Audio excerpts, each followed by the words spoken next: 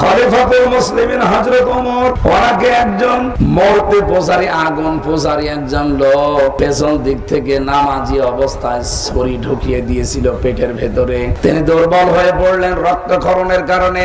সাহাবায়ে কেরাম তাকে ধরে নিয়ে গেলেন একজন নিরাপদ জায়গায়। আর ওই লোকটা যাবার সময় কমপক্ষে ছুরি ঘোরাতে ঘোরাতে গিয়েছে 7 জন সাহাবী শহীদ হয়ে গেছে। হযরত ওমর তো জ্ঞান হারিয়ে ফেলেছেন।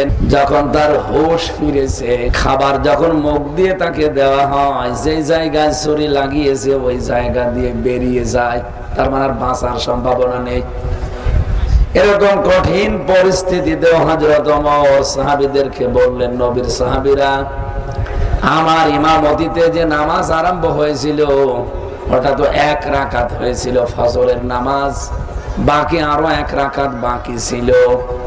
ওই রাকাত নামাজ কি তোমরা পড়েছো নাকি নষ্ট করে ফেলেছো? আপনি ভাবতে পারেন কত কঠিন পরিস্থিতি, জীবন মরণ নিয়ে টানাটানি, হোশ নেই। হোশ ফেরার পরে আমরা হলে জিজ্ঞাসা করতাম, আমার ছেলে কোথায়, মেয়ে কোথায়, আমার ব্যবসা বাণিজ্যের অবস্থা কি? অথচ হযরত ওমর ডাক দিয়ে বললেন, সাহাবীরা, 1 রাকাত নামাজ হয়েছিল, বাকি 1 রাকাত কি পূরণ করেছো? কারণ তারা নামাজ পড়তেন রবের জন্য। কার জন্য? আমরা অনেক মুসল্লি আছি, নামাজি আছি, আমাদের নামাজ হয় ভোট পাওয়ার জন্য। অথচ এলাকার মানুষ বলবে লোকটা নামাজি এই জন্যে। কথা বলে ঠিক কিনা? তাহলে মুসল্লি যদি সত্যি আল্লাহর জন্য নামাজি হয়, ওই মানুষগুলোর ভেতরে আল্লাহর বর্ণিত এই গুণগুলো থাকবে না। তারা বিপদে পড়লে ধৈর্য ধারণ করে ওভারকাম করার চেষ্টা চালাবে। এই মানুষগুলো পৃথিবীতে যদি আল্লাহর নিয়ামত পায়, কৃপণ হবে না, উদার হবে। অস্থির চিত্ত তাদের ভেতরে কাজ করবে না, তারা সব সময় শান্ত স্বভাবের হবে। এই গুণগুলো আমরা অনেকের ভেতরে এখনো অর্জন করতে পারি নাই। আমি সহ যারা এসেছি, যেহেতু মানুষের মানবিক গুণগুলো, একে জয় করে আমার আল্লাহ আমাদের যে গুণের কথা বললেন, এই গুণগুলো অর্জন করার তৌফিক যেন এই রমজানে দান করেন, বলেন আমিন।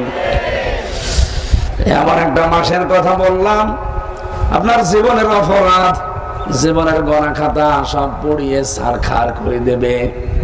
রব্বুল আলামিন বলেন, এত মর্যাদা দিয়েছি এই মাসটার আমি আল্লাহর কাছে।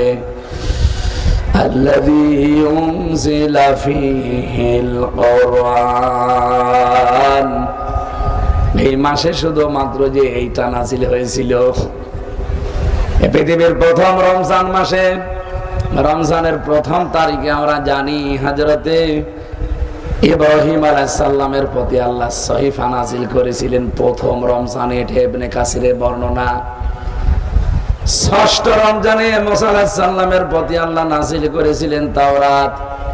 13 রমজানে হযরত ঈসা নবীর প্রতি আল্লাহ নাযিল করেছিলেন ইনজিল।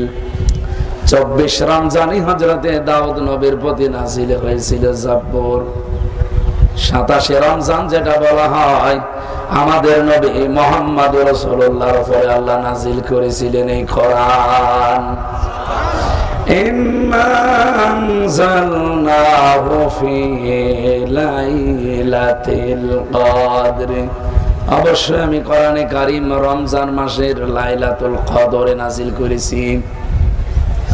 ইন্না আনজালনাহু ফি লাইলাতিন মুবারাকা, অবশ্যই আপনার প্রতি যে কিতাব আমি নাযিল করেছি এটা কিন্তু বরকতময় রজনীতে নাযিল হওয়া।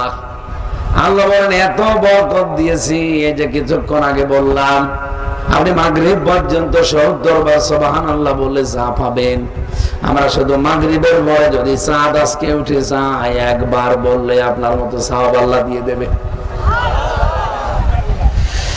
এখন থেকে মাগরিব পর্যন্ত যদি 70 রাকাত নামাজ পড়েন, 70 রাকাতে আপনার যা হবে, মাগরিবের পরে শুধু আমি মাত্র 1 রাকাত নামাজ পড়বো, আল্লাহ তাই আমাকে দেবে।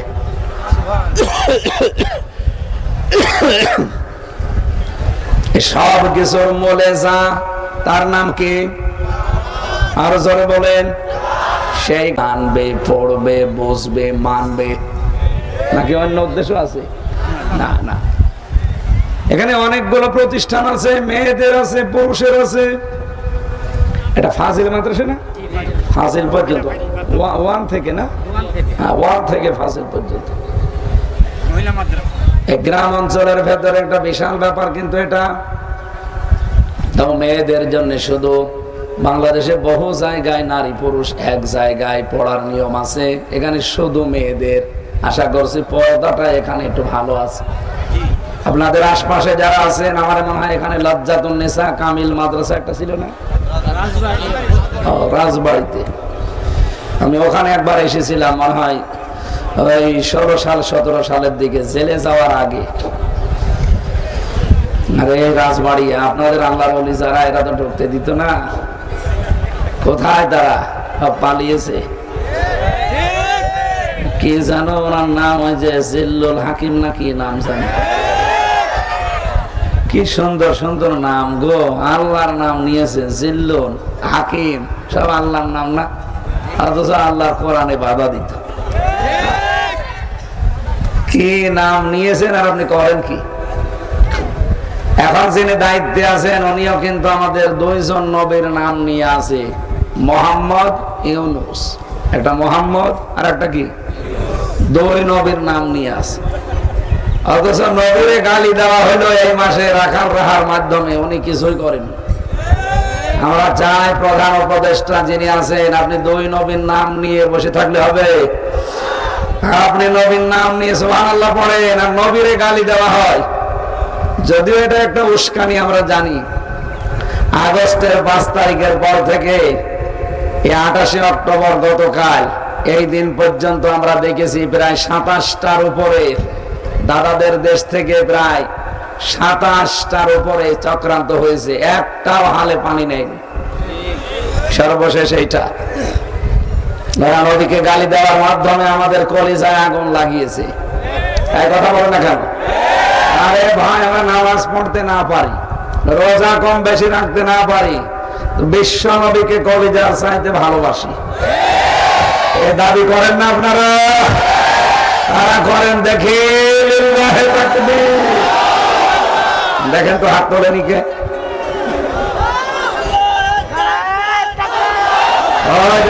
হাত তোলেননি? ঠিক আছে, আলহামদুলিল্লাহ। ভাই হাত তোলালাম এই কারণে, হযরত ইব্রাহিম আলাইহিস সালাম বসেন, উনি যখন আগুনে ছিলেন একটা ব্যাঙ শুধু প্রসাব করেছিল, আল্লাহ এত বেশি পছন্দ করেছে ইব্রাহিম নবীর পক্ষে থাকার কারণে, তার প্রসাবও পাক বানিয়ে দিয়েছে। আজ রাসূলুল্লাহকে যারা গালি দেয়, কোরআন হাদিসের নিয়ম হচ্ছে রাসূলের অসম্মান করলে তাকে মেরে ফেলা লাগবে। কি কথা বলে না কেন? কয়েকজনকে মেরে ফেলা জায়েজ আছে, যদিও বাংলাদেশের আইনে নেই, কিন্তু কোরআনের আইনে আছে। 1 নম্বরে বিশ্ব নবীকে কেউ যদি অপমান করে, কেউ যদি ধর্ম থেকে ফিরে চলে যায়, মানে মোরতাদ হয়ে যায় যারা, কেউ যদি কাউকে মেরে ফেলে, আমার কথা কি বুঝতেছেন? কয়েকটা কারণে মানুষ মেরে ফেলা জায়েজ আছে। এই সমস্ত নিয়ম বাদ দিয়ে বিনা কারণে কাউকে মারা যাবে না, এমনকি গাছের পাতাও আপনি ছিঁড়তে পারবেন না। আমার এ পর্যন্ত বুঝেছেন কিনা বলেন? মানুষ মারা যায় কয় কারণে? 1 নম্বরে পেলাম কি, নবীকে কেউ যদি অসম্মান করে, গালি দেয়, তার সম্মান নষ্ট করে। কারণ এত দামি মানুষ, আল্লাহ নিজে কোনোদিন তার নাম সরাসরি বলেন নাই, হে মুহাম্মদ, না, বলেছেন মুহাম্মাদুর রাসূলুল্লাহ। এই জন্য আরশ মহল্লা পর্যন্ত ওনার জুতার ধোলা পেয়ে ধন্য হয়ে গেছে। উনি যখন মেরাজে আরশে উঠবেন তখন জুতা পাইছিল, উনি খুলে উঠতে চাচ্ছিলেন। আল্লাহ রাব্বুল আলামিন ডাক দিয়ে বলেন, হে নবী, আপনি জুতা খুলবেন না, আমার আরশ দামি আমি জানি, কিন্তু আপনার এই জুতার ধোলায় আমার আরশ আজকে ধন্য হয়ে যাবে। এত মর্যাদা যার, আপনি চিন্তা করতে পারেন? তাকে গালি দিচ্ছে এই দেশে দাঁড়িয়ে 96% মুসলমানের বুকের উপরে। না, এটা এর বাবারও ক্ষমতা হয়তো নাই রাখাল রাহার, আমরা জানি এর পেছনে রাঘব বোয়াল আছে। কি কথা বলছেন আমার? ওরা বহু কায়দায় চেষ্টা চালিয়েছে, ওরা হেলমেট লিখ দিয়ে, এরপরে আনসার লিখ দিয়ে, আরো বাকি আমি নাম নাই বললাম, এগুলো চেষ্টা চালিয়েছে, একটাও হালে পানি নেয়নি। সর্বশেষ এইটা ওরা চাচ্ছে দেশটাতে একটা অশান্তি তৈরি করে বিশ্বের মোড়লদেরকে দেখায় যে এই দেখেন কি অবস্থা। অথচ আমরা কিন্তু অনেক ভালো আছি, অন্তত আগস্টের 5 তারিখের তুলনায় ভালো নেই।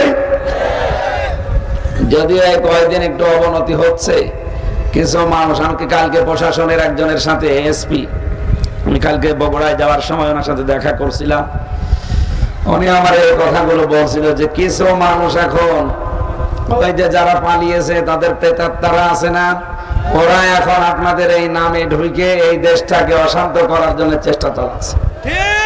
খুব সতর্ক থাকা লাগবে ভাই। এবার যদি স্লিপ কাটেন না, একবারে 100 বছর পিছিয়ে যাবেন। উনি চিন্তা করতে পারেন 96% মুসলমানের এই দেশে নবীজিকে গালি দেওয়ার মতো মানুষ না, সাহস হবে না কারো, কারণ জীবনের মায়া সবার আছে। কি কথা বলে না কেন?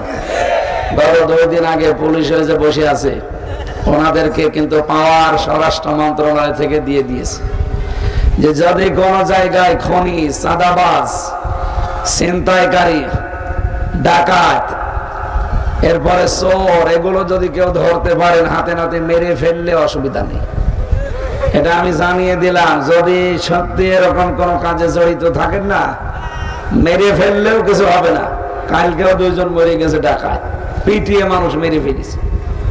আর এটা আগস্টের 5 তারিখ হলে তো আপনাকে বিসমিল্লাহি ওয়া আলা মিল্লাতি রাসূলিল্লাহ বলা ছাড়াই দিয়ে দিতাম মাটির নিচে, কিছুই হতো না। যেহেতু আগস্টের 5 তারিখ পার হয়ে গেছে, এজন্য অত নিচে নামছি না, কিন্তু সতর্ক থাকবেন আপনারা। রাসূলুল্লাহকে গালি দেওয়ার মাধ্যমে ওরা চাচ্ছিল আমরা উত্তেজিত হয়ে ওদেরকেও মারামারি করি, আর এটা ওরা বিশ্বের মোড়লদেরকে দেখাক এই যে জঙ্গি এই দেশে ভরে গেছে। অথচ বাংলাদেশে যে জঙ্গি নেই তার প্রমাণ হচ্ছে এই 6.5 মাস। কি কথা বললেন না? এই 6.5 মাসে পুলিশ হয়তো বসে আছে, জিজ্ঞেস করে আসেন তো কেউ একটা জঙ্গি ধরা পড়েছে কিনা, জিজ্ঞেস করে আসেন। কেন ধরা পড়ে না? এই 6.5 মাস হয়ে গেল, অথচ আগস্টের 5 তারিখের আগে দিন দিন ধরা পড়তো জঙ্গি। কারণ জঙ্গির নাটক যিনি লিখবেন তিনি পালিয়েছেন, আর যাদেরকে দিয়ে করাবে তারাও পালিয়েছে। প্রশাসনে কিছু কুলাঙ্গার ছিল, এদের কারণে এই পুলিশদেরও এখন বদনাম। এমনকি এদের এই পোশাকটাও মানুষ এখন ঘৃণা করে। না, সব পুলিশের দোষ না ভাই। আমি বাস্তবতা তো দেখেছি, পুলিশের ডিউটি 8 ঘন্টা না, এদের ডিউটি 24 ঘন্টা। কি কথা বলে না কেন? পুলিশের এই ডিউটিটা শুধু ডিউটি না, এটা পুরোটা একটা ইবাদত। এরা যদি সত্যি দায়িত্বটা ইবাদত হিসাবে পালন করে, 2টা চোখ নবীজি বলেছেন আল্লাহ জাহান্নামে দেবে না। তার 1 নম্বরে যারা রাতের বেলা আল্লাহর ভয়ে কাঁদে, 2 নম্বরে যারা জনগণের জানমাল ইজ্জত আবরু হেফাজতের জন্য রাত জাগে, ওরা তাই করে। এই কথা বলে না কেন? এই জন্য সবাই না, কিছু কোলাঙ্গার ছিল, এই অফিসার গুলোর কারণে আজ পুরা প্রশাসনের উপরে আমরা বিলা হয়ে আছি। আল্লাহ যেন ওনাদেরকে আগের যে সুনাম ছিল ওই সুনামে ফিরে যাওয়ার তৌফিক দেন। আমি যেটার কথা তুলেছিলাম যে পৃথিবীতে মর্যাদা বেড়েছে রমজানুল মুবারকের কোরআনের কারণে, তার সাথে সম্পৃক্ত আজকের এই মাদ্রাসা, তার সাথে সম্পৃক্ত এখানে যারা লেখাপড়া তারা করে তাদের, এজন্য এদের মর্যাদাও নবীজি বাড়িয়ে দিয়েছেন। খায়রুকুম মান তাআল্লামাল কুরআনা ওয়া আল্লামা, যারা কোরআন পড়ে, কোরআন পড়ায়, এই মানুষগুলো আল্লাহর নবী বলেন উত্তম। জোরে বলেন সুবহানাল্লাহ। আপনার ছেলে মেয়ে যাই হবে, আপনি ডাক্তার, ইঞ্জিনিয়ার, বৈজ্ঞানিক যা বানাবেন কোনো অসুবিধা নেই। প্রথম আমার মনে হয় এরকম মাদ্রাসা যেখানে আছে, এখানে নুরানি বিভাগ আছে, এরকম মাদ্রাসায় ছেলে হোক মেয়ে হোক 3 বছর পড়িয়ে নেবেন। এরপরে যে কোনো লাইনে দিয়ে আপনার মনে চাই দিয়ে দেন। আমি গ্যারান্টি দিচ্ছি আপনার ওই ছেলে মেয়ে কোনোদিন আপনাকে অসম্মান করবে না। হ্যাঁ, কথা বলেন না কেন? আমি এই চোখে দেখেছি ভাই, বিশ্ববিদ্যালয়ে ক্লাস চলছে, আমি তখন জাহাঙ্গীরনগরে ছিলাম। মাস্টার্সে ক্লাস করছে, ছাত্র জুতা দিয়ে পিটাচ্ছে শিক্ষককে, বলছে শালা তোরে মেরেই ফেল। শিক্ষক বলছে বাবা তুই আমারে ছেড়ে দিয়ে আমি জীবনে আর ক্লাস নেব না। বলে না, তোরে বলেছিলাম ওই কাজ করিস নাই, তোরে মেরে ফেলবো। আমি চোখে এইটা দেখেছি, শিক্ষক অজু করছে, ছাত্র পায়ে পানি ঢেলে দিচ্ছে। আরে ভাই ওইটাও তো ছাত্র, এইটাও ছাত্র, ওইটা মাস্টার্স করে জানোয়ার হয়ে গেছে, আর এটা কেবল মক্তবে পড়ে মানুষ হচ্ছে।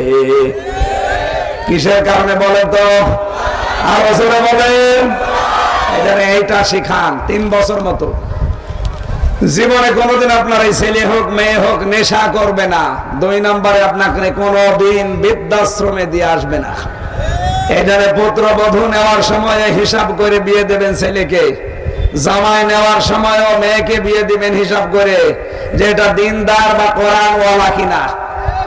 কোরআন যদি না জানে, কোরআনের আমল না থাকে, ওই সন্তান ওই বেটার বউ আপনাকে মিলে বৃদ্ধাশ্রমে দিয়ে আসবে। আমি কয়েকদিন আগে নীলফামারে গিয়েছিলাম, কিশোরগঞ্জ বলে একটা থানা আছে, আমার নিয়ে গেল বৃদ্ধাশ্রমে। যে দেখি এদিকে 25 জন বাবা, এদিকে 25 জন মা বসে আছে, বুড়ো বুড়ি। তাদের প্রত্যেকের চোখের ভেতরে পানি ছলছল করছে। একজনকে জিজ্ঞাসা করলাম কি? একজন আমার ছেলে ডিসি। কি ডিসি বোঝেন? এ পুরা রাজবাড়ি জেলা যিনি কন্ট্রোল করেন তার নাম ডিসি। আরেকজন বলছে আমার ছেলে আমেরিকায় থাকে, আজ 3 বছর এখানে আমি পড়ে আছি, অথচ আমার কোনো খোঁজ খবর তারা সেরকম নেয় না। আমি আছি এই বৃদ্ধাশ্রমে, এই মালিকের আশ্রয়ে। চোখের ভেতরে দেখলাম পানিগুলো ছলছল করছে। বলে আপনি কাকে দায়ী করেন এর জন্য? এই মেয়েটা আমারে জানাচ্ছে, এই বুড়ি মহিলা, যে হুজুর আমি 2 জনকে দায়ী করি। 1 নম্বরে আমার ছেলেকে, 2 নম্বরে আমার পুত্রবধূকে। আমার ছেলেটাকে আমি দিন শিক্ষা দিতে পারি নাই, কোরআনের শিক্ষা। বৌমা নিয়েছিলাম একটা আধুনিক, ওর কাছে মা বাবা শ্বশুর শাশুড়ির কোনো মূল্য নেই, ও দুনিয়ায় তার কাছে সব। এদেরকে আধুনিক একটা আল্ট্রা মডার্ন মেয়ে নিয়েছি, এই জন্য আমার কদরও সে বোঝে নাই। ছেলের কানে ঘ্যানর ঘ্যানর করে শেষ পর্যন্ত আমার এদের বৃদ্ধাশ্রমে দিয়ে গেছে। রাজবাড়িবাসী আমাদের কপালে যেন সামনে এই না আসে, এই জন্য এমন এমন কাজের আঞ্জাম দেওয়া লাগবে সন্তানদের মাধ্যমে। আপনি সন্তানের জন্য কোটি কোটি টাকা রেখে গেলেন, কোনো উপকার আপনি করেননি যদি তাকে দ্বীনের শিক্ষা না দিয়ে যান। কথা বলে না কেন? আর এরকম একটা উদ্দেশ্য নিয়ে যেহেতু এই মাদ্রাসাটা ওনারা কায়েম করেছে, সিরাজি সাহেব ওনার বউ মিলে, আল্লাহ যেন 2 জনের ইচ্ছাকে সফলতার স্বর্ণ শিখরে পৌঁছিয়ে দেন। আর যারা এখানে দায়িত্বে আছেন, লেখাপড়া করছেন, এ ছাত্র ছাত্রী ভাই বোনদের মেধা স্মৃতি আল্লাহ যেন আরো প্রখর করে দেন। বলেন আমিন। যার জন্য ওনাদেরও মর্যাদা, তার নাম কি? ওনারা যদি কোরআন না শিখতো, কলেজ স্কুল ভার্সিটির ছেলে মেয়েদের যা, ওনাদেরও তাই ছিল। অথচ ওনাদের মর্যাদা এত বেশি। নবী বলেন বাড়ি থেকে যখন মাদ্রাসা পর্যন্ত আসে কোরআন শিখবে বলে, ওর পায়ের নিচে পর্যন্ত নূরের ফেরেশতারা পাওয়ার বিছিয়ে দেয়। হযরতে ইমাম গাযালী রাহমাতুল্লাহ আলাইহির জীবনী পড়ছিলাম।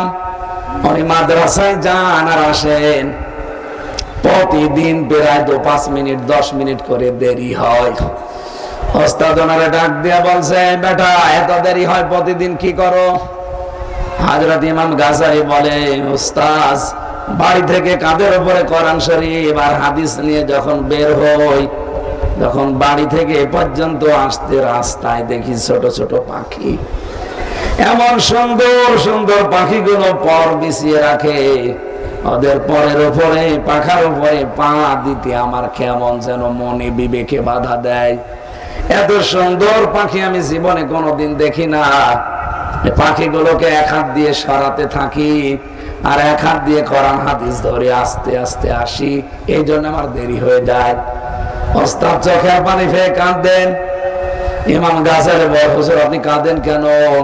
ওস্তাদ বলে, আমি বুঝতে পেরেছি কি ওটা পাখি না, ওটা আল্লাহর ফেরেশতা। তোমার পায়ের নিচে ইসলামের কারণে, দ্বীনের কারণে পর বিছিয়ে দিয়েছে। বলেন সুবহানাল্লাহ। আমাদের মর্যাদা কত আপনি টের পেয়েছেন? আমি আবার বলছি, সব কিছুর মূলে যা, তার নাম আবার বলেন তো কি? এই রমজান আর একদিন মাত্র আছে, একদিনও না, আর মাত্র 10-15 মিনিট পরে চন্দ্র উঠে গেলেই শুরু হয়ে যাবে।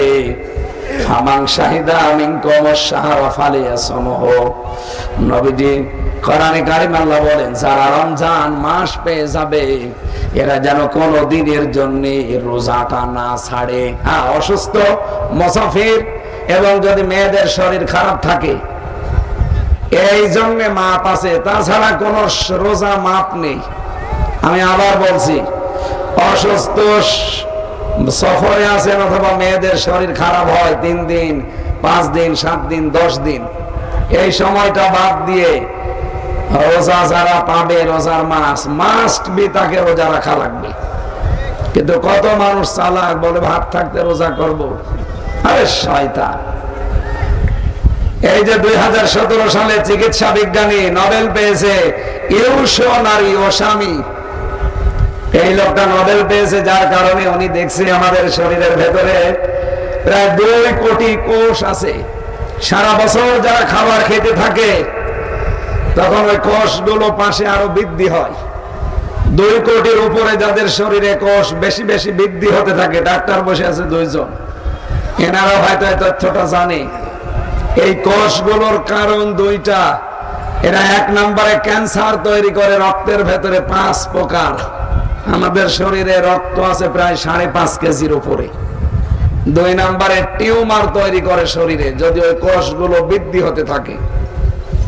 এই বিজ্ঞানী, চিকিৎসা বিজ্ঞানী, স্বাস্থ্য বিজ্ঞানী, উনি চিন্তা করলো কেন এই কোষগুলো বৃদ্ধি হবে, আর এর সমাধান কি?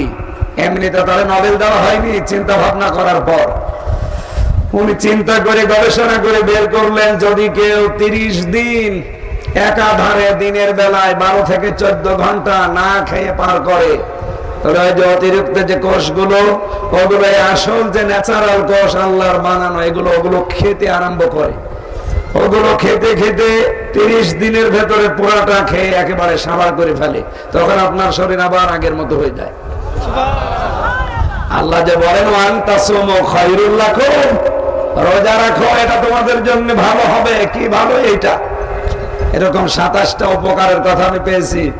1 নম্বরে আপনাকে ক্যান্সার এবং টিউমারের ঝুঁকি থেকে বাঁচাতে পারে শুধুমাত্র রোজা। বলেন তো কি? এখানে যারা বলেন যে আমার গ্যাস, আমি রোজা রাখতে পারি না, এটা ভণ্ডামি। রোজা রাখলে গ্যাস ভালো হয়। যারা বলেন ডায়াবেটিস না, রোজা রাখলে ডায়াবেটিস কন্ট্রোল হয়। কারণ এই বিধানটা আমি বানিয়েছি না, কে বানিয়েছে?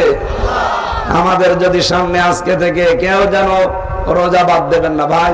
আর অসুস্থ, একেবারে অসুস্থ, আপনি আর সুস্থ হতে পারবেন না, তাহলে ফিদিয়া দিয়ে দেবেন, একজন মিসকিনকে খাবার দিয়ে দেবেন। এটা তো বেশি দিন না, মাত্র কয়েকদিন, 29 অথবা 30 দিন। কথা বলেন ঠিক কিনা? আমরা রোজার মাসটা হেলায় খেলায় নষ্ট না করি। অনেক উপকার আছে তাকওয়া অর্জন করা। কুতিবা আলাইকুমুস সিয়াম কামা কুতিবা আলাল্লাযিনা মিন ক্বাবলিকুম। তোমাদের উপরে রোজার বিধান আমি ফাসলামা করার জন্য দেইনি, এটা লিখে দিয়েছি। কিয়ামত পর্যন্ত এটা তোমাদের উপরে লিখিত থাকবে। তোমাদের পূর্বে যারা, তাদের উপরেও লিখিত ছিল। পৃথিবীর বহু বিধান আমি পড়েছি কোরআনে, যেটা সবার উপরে ছিল না। কিন্তু রোজা, এটা একেবারে সেই দুনিয়া তৈরি হওয়ার পর থেকে আজ পর্যন্ত, এখান থেকে কিয়ামত পর্যন্ত এটা চলতেই থাকবে, কারো মাপ নেই। হয়তো তাদের সিস্টেম পদ্ধতি আলাদা ছিল, কিন্তু রোজা ছিল। এই জন্য আমরা যেন রোজাটা নষ্ট না করি। সম্মানিত মা বোনেরা, আপনারা যেগুলো ভাঙা রোজা, ওগুলো 11 মাস ধরে করে দেবেন, তারপরও মাপ নেই। হ্যাঁ, মেয়েদের নামাজ মাপ আছে, শরীর খারাপ হলে পড়া লাগবে না, আর পরবর্তীতে কাজাও করা লাগবে না। কিন্তু রোজাটা এরকম না, এটা এমন এক বিধান। আপনার শরীর খারাপ, রোজা রাখতে পারেননি, পরে দরকার হয় 11 মাসে ফরজ রোজা করে দেওয়া লাগবে। কত বড় গুরুত্বপূর্ণ। as-sawmu li wa ana ajzi bihi, নবী বলেন মানুষ যেহেতু রোজা শুধু আমার জন্য রাখে, আর রোজার পুরস্কার আমি আল্লাহ নিজে হাতে দান করব। বলেন সুবহানাল্লাহ। এই পুরস্কারের ভেতরে 1 নম্বরে পেয়েছি আমি রায়আন, একটা দরজার নাম। রোজাদারের প্রথম পুরস্কার এইটা, কোন মানুষকে আল্লাহ দরজা দিয়ে ঢুকতে দেবে না। ইয়াউমা নাহশুরুল মুত্তাকিনা ইলার রহমানি ওয়াফদা, যারা রোজা রেখে মুত্তাকি হতে পারবে, কিয়ামতের দিন আমি আল্লাহ নিজে তাদেরকে ডাক দিয়ে মেহমানদারি করাবো। বলেন সুবহানাল্লাহ। আল্লাহর মেহমান হওয়ার জন্য রোজা রাখার দরকার আছে না নেই? অনাসুকুল মুজরিমিনা ইলা জাহান্নামা বিরদা, রব্বুল আলামিন বলেন পৃথিবীতে যারা মুজরিম পাপিষ্ট, এই যে যারা বলে আমরা রাত থাকতে রোজা করব কেন, এই মানুষগুলোকে বিরদা মানে তৃষ্ণার্ত, ক্ষুধার্ত, এদেরকে তৃষ্ণার্ত ক্ষুধার্ত করে আল্লাহ কিয়ামতে ধাক্কা দিতে দিতে জাহান্নামে নিয়ে যাবে। বলেন নাউজুবিল্লাহ। রোজার আরো উপকার আছে। وَأُزْلِفَتِ الْجَنَّةُ لِلْمُتَّقِينَ غَيْرَ بَعِيدٍ, রোজার দ্বারা মানুষ যে তাকওয়া অবলম্বন করে, আল্লাহকে না দেখে চলার, ভয় করার এই নীতি অবলম্বন করে, কিয়ামতের দিন আমার আল্লাহ জান্নাতটাই তাদের কাছে নিকটবর্তী করে দেবেন। জান্নাতে হেঁটে যাওয়া লাগবে না। বলেন সুবহানাল্লাহ। এরকম 27টা উপকার আছে রোজার। আমি সহ যারা এ রমজান পাচ্ছি, 30 দিন যেন আল্লাহ আমাদের সুস্থ রাখে আর হক আদায় করে রোজার শিক্ষা বাকি 11 মাস পালন করার তৌফিক দেন। বলেন আমিন। তাই যত মর্যাদা, আমি আবার বলছি, তার নাম কি বলেন তো? আরো জোরে বলেন। যারা কোরআন পড়তে পারেন না, নারী হোক পুরুষ হোক, এখন থেকে চেষ্টা চালাবেন কি করে এটা পড়া যায়। ওয়ালাকাদ ইয়াসসারনাল কুরআনা লিয-যিকরি ফাহাল মিন মুদ্দাকির, আমি কোরআন সহজ করে দিয়েছি উপদেশ গ্রহণের জন্য, শিক্ষার জন্য। কেউ কি আসো এখান থেকে শিক্ষা নিতে পারে? সুতরাং আজকে থেকে আল্লাহর এই আফসোস আমরা থাকতে দেব না। এই সেহরির পর থেকে আরম্ভ করে দেবেন কি করে 30 দিনে একবার অন্তত মাতৃভাষায় পুরো কোরআনটা শেষ করা যায়। আমি যতটুকু জানি, আমি জেলখানায় 3 বছর একাধারে এটা প্রায় 70 বারের উপরে পড়েছিলাম। আমি যতটুকু বাস্তবতায় বুঝি, কেউ যদি 1 বছরে এই কোরআন শরীফকে মাতৃভাষায় একবার আপনি শেষ করতে পারেন, আপনাকে দিয়ে কেউ শিরিক বেদাত করাতে পারবে না। এর ভেতর সব আছে। আল্লাহ ভাষা জ্ঞান হলো আপনি পাবেন।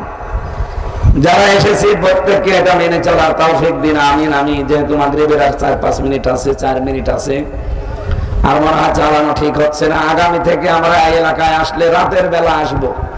আমি সিরিয়াল গরু ওই বাইরের জেলা বাদ দেব। ওই যে চট্টগ্রাম, নোয়াখালী, ওই সমস্ত জেলায় যাওয়া আসা অনেক সময় লাগে। এই আশপাশ জেলা দেখে দেখে মাহফিল সামনে দেবো ইনশাল্লাহ। আপনাদের এখানে মরডাঙ্গা আছে না? মরডাঙ্গা, এরপরে ফজিলাতুন নিসা, লজ্জাতুন নিসা, এরকম কিছু জায়গা আছে, এখানে মাহফিল নেওয়া আছে। এই পাংশা কি বলে, মাছ বাজার, হ্যাঁ, সোজানগর, এইরকম জায়গা যেখানে আসবো রাতের বেলা। আর আমার মাহফিলের নিয়ম হচ্ছে এশার পরে উঠবো, রাত 10টায় মাহফিল শেষ। আপনারা এইভাবে আসবেন, যেখানে শুনবেন এশার পরে পোস্টারে লিখে দেবেন। আজকের মতো যেহেতু সময়টা কভার হয়নি, আমি খুব 2-3টা অনুষ্ঠান সারতে যায়, দেরি হয়ে গেছে। মা বোনদের জন্য আলাদা করে আরো কিছু বলার দরকার ছিল। সিয়াম সাধনা করার সুযোগ দাও। মান সামা রমাদানা ঈমানান ওয়া ইহতিসাবান গফিরা লাহু মা তাকদ্দামা মিন যামবি। নবীজি জানিয়েছেন, কেউ যদি রমজান মাস পায় আর 2টা শর্ত পূরণ করে রোজা রাখতে পারে, ঈমানের সাথে আর হিসাব করে ইহতিসাবের সাথে, জীবন চলার পথ যদিও গতি সীমা পাল্টিয়ে নিতে পারে, গফিরা লাহু মা তাকদ্দামা মিন যামবি, ওর পেছনের সব অপরাধ আল্লাহ মাফ করে দেয়। এই রমজানটা আমাদের জীবনের জন্য যেন সেইটা হয়। বলেন আমিন। এ মাহফিলের সম্মানিত সভাপতি, এ মাদ্রাসার প্রতিষ্ঠাতা, আল্লাহ তোমার বান্দা সিরাজি সাহেবকে কবুল করো, তার স্ত্রীকেও তুমি মঞ্জুর করো, তাদের মা বাবা যারা কবরে আছে কোরআনের ইজ্জতে মাফ করে দাও। এ মাদ্রাসা কিয়ামত পর্যন্ত দিনের মার্কাজ হিসাবে মেনে নাও। আল্লাহ তাআলা যার মাধ্যমে এসেছি তোমার বান্দার জাউল এবং আমাদের সফর সঙ্গী মামায় বসে আছে একজন ডক্টর, আল্লাহ যারা আমরা দূর দূরান্ত থেকে আসলাম, আমার বাচ্চা ভাই এসেছি খোকসা থেকে, প্রত্যেকের জীবনের জায়েজ আশাগুলো পূরণ করে দাও। প্রশাসনের যে ভাইগুলো আজকে এসেছে আল্লাহ পাংশা থানা থেকে আশপাশ ক্যাম্প থেকে, এই প্রশাসনের উপরে তোমার রহমত নাযিল করো, এদের দায়িত্বটা তুমি ইবাদত হিসাবে কবুল করে নাও। মা বোনদেরকে তুমি খাদিজার মতো আয়েশার মতো বানিয়ে দাও। এটা মহিলা মাদ্রাসা, শুনলাম এখানে হাফিজিয়া মাদ্রাসা আসে পুরুষদের, যারাই লেখাপড়া করছে এদের মেধা স্মৃতি তুমি প্রখর করে দাও। রব্বি জিদনি ইলমা, রব্বি জিদনি ইলমা।